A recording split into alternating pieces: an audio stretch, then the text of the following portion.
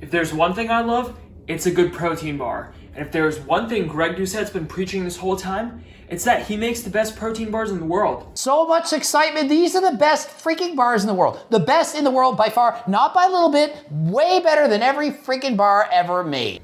He says his recipe is the best, but I've never given it a shot. So today we're gonna make, actually, I don't have VitaFiber. Greg says there's only 2 ingredients you need for his protein bars. It's protein powder and it's VitaFiber. Well, I don't have VitaFiber. I can't find it online. Maybe I haven't searched hard enough, but I want to try these protein bars out. So I was thinking, what can I substitute for VitaFiber? What is VitaFiber? VitaFiber is a sweetener. So it is sweet and it is giving the protein bars a ton of fiber. I thought about it and I thought about what my favorite thing that's sweet and that's a syrup is, and it was pretty easy to come to a conclusion. Sugar-free maple syrup. I literally drink these every day. This is meal 1, just drink a whole bottle of this. This stuff is so good and it's sweet. It's a syrup. Is it gonna work for VitaFiber? I don't know, but we'll find out today. So today, I'm gonna be making Greg Doucette's protein bars with sugar-free maple syrup instead of VitaFiber. Greg, please don't get mad at me. I know you're the chef, I know you're the doctor, but I don't have VitaFiber and I really wanna try your protein bars. So we're gonna follow the recipe from your cookbook. We're gonna do exactly what you do with VitaFiber. We're gonna substitute some sugar-free maple syrup and let's see how it comes out. And if you're new and you enjoy this video, hit that subscribe button, hit that like button. You don't have to, but it would be cooler if you did.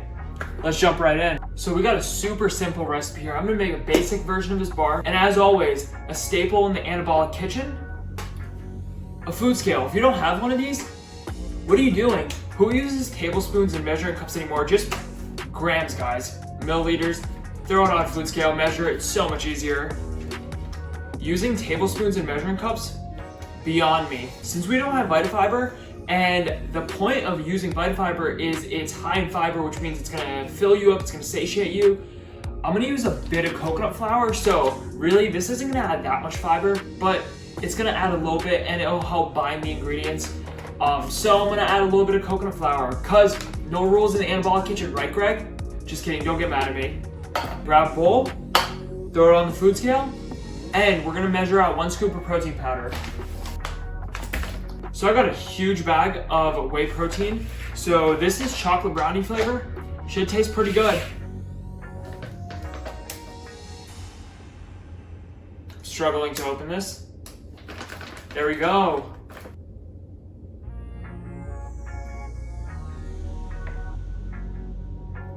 Next up, coconut flour. I'm gonna throw 5 grams of coconut flour in. And cocoa powder, of course. Special dark always. Don't get the basic cocoa. Don't get the regular one. Get special dark. It's so much better. I'm gonna throw 2 grams of cocoa in because it's only 1 bar that I'm making. I went through his cookbook, divided out the amount of cocoa he was using for the amount of bars he was making into 1 bar. I think it was like less than 2 grams, but then I rounded it up to 2 grams. So what was the whole point of me doing all that math? I don't really know. And a pinch of salt because salt brings out the flavor of everything. Greg, you don't have this in your cookbook, but I think you should add a pinch of salt to your protein bars. Maybe a pro tip, maybe not. I could be making these wrong. Well, I am making these wrong, so maybe don't listen to me. Greg is the one who knows everything about the Anabolic kitchen. Let's heat up the syrup. I'm gonna take 2 tablespoons of the maple syrup and I'm gonna heat it in the microwave. Greg says heating it up will help everything get mixed up. That's what Greg does with the VitaFiber, so I'm gonna do the same thing with the sugar-free maple syrup.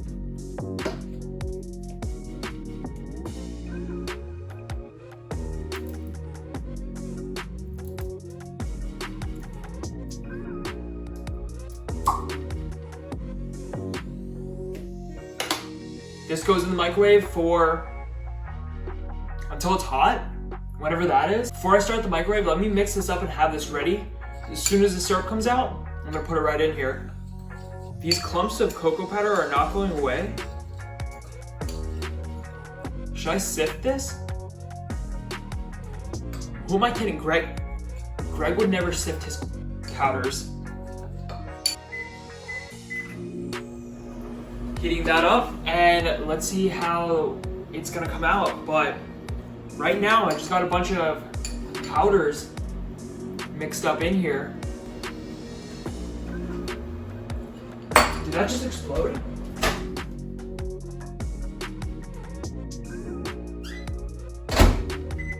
Okay, don't heat it up for 20 seconds because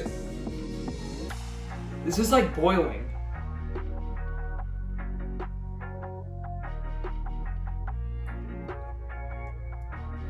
Tastes good though, and that feels warm to the touch. That's a good description, right? So, we don't need a food scale anymore. Let's get rid of that thing. So I'm just gonna pour this warm syrup right into this bowl of powders mixed up.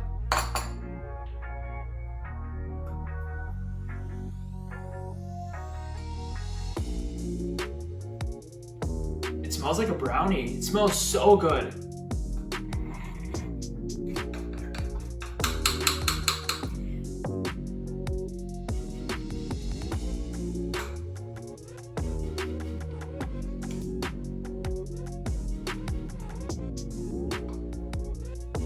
Look at this consistency.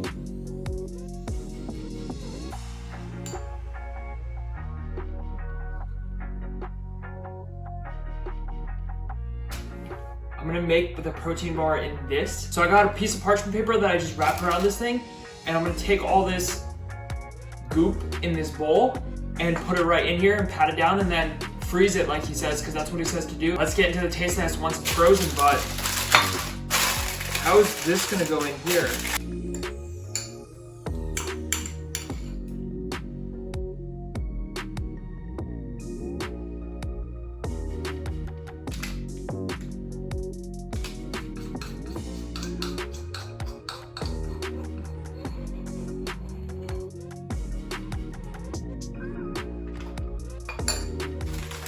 Okay, wait, this isn't gonna work.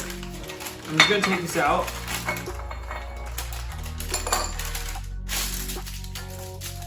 I'm just gonna form a bar like this because that's not staying in there.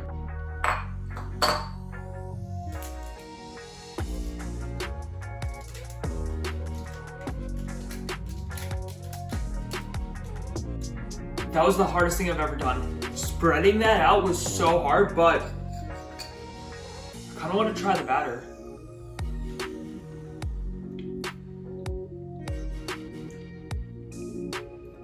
That is super sticky.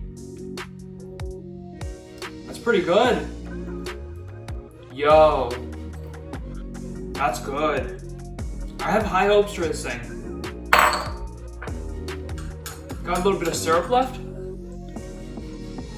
Don't mind if I do. Oh, of course, let's throw in some chocolate chips.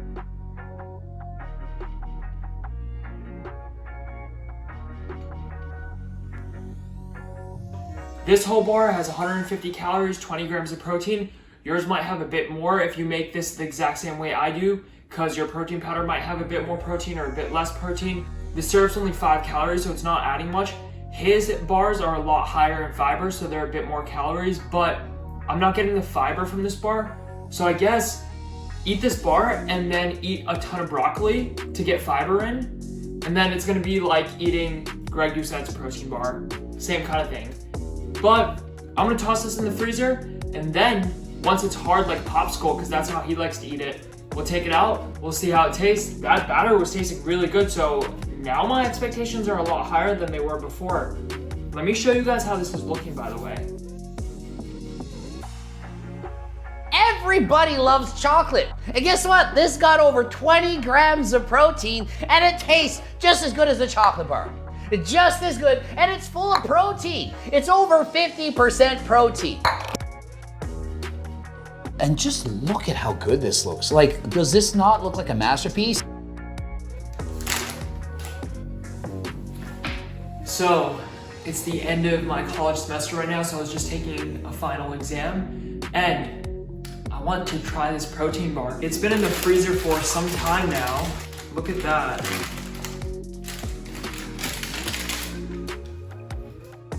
That's what it's looking like. That's what this thing looks like.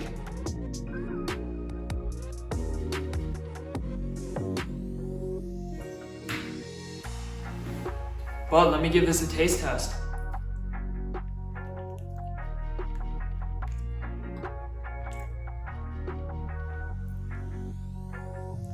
This is pretty good.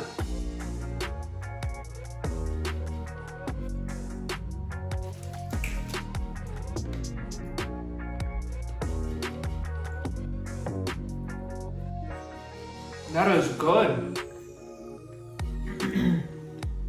I need some water with that, but that came out super good. It is messy, real messy, but very tasty. That is really good. That's super tasty, very chocolatey. It's very fudgy tasting, really, really sticky, really gooey, and that's a messy one. That's a gooey guy right there. Kind of has like a Tootsie Roll consistency, but I really liked it. It doesn't have a lot of fiber, still has a lot of protein. That's solid, so I'm gonna say Greg's bar with half the ingredients was still a success. Dr. Greg, you're on to something. Thanks for watching this video. I'm gonna go get a cup of water because that thing is sticky and you need some liquid to get it down. Thanks guys for watching this video. Like and subscribe if you're new, really helps the channel. And I will see you all in the next video. And done.